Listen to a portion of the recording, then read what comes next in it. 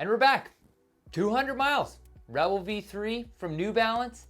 Is it still that magical shoe as the miles crept up on this super soft, bouncy midsole?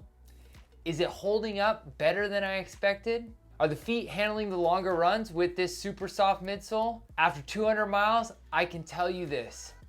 The Rebel V3 from New Balance is still one of the most fun shoes I have ever run in. And I think it's got quite a few more miles left in them. From my initial review, there was a couple things that were really good. One, the midsole was buttery soft. It was awesome and it was fantastic. Two, the weight, unbelievable for a daily trainer. And three, the breathability of this upper on a daily trainer as it was hot when I'm running.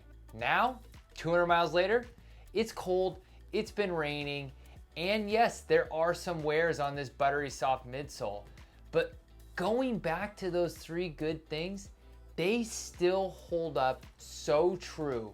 And the most important thing, let's talk about the breakdown of the midsole. That midsole, if you recall from my first video and I showed a couple things, there were some creases in the midsole that were showing up pretty early. Now, 200 miles in, it's pretty much the exact same crease marks, but they aren't showing a ton of signs of wear. And I'm not feeling a ton of signs of wear. What I feel is very similar to the original time that I ran in these shoes.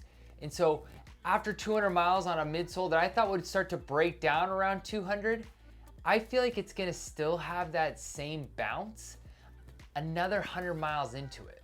So the good, the midsole's still holding up and it's holding up really well. The weight, obviously it's the weight, it's crept up a little bit from some dirt and some water being in there, but it's still absolutely fantastic. And that upper, now I've gotten some runs in some rainy temperatures and some colder temperatures, and it's still fantastic.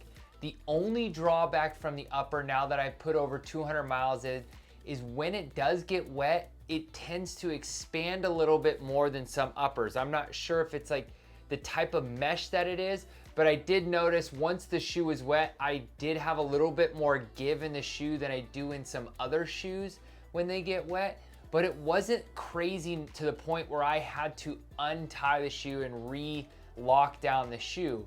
So the uppers are still holding strong.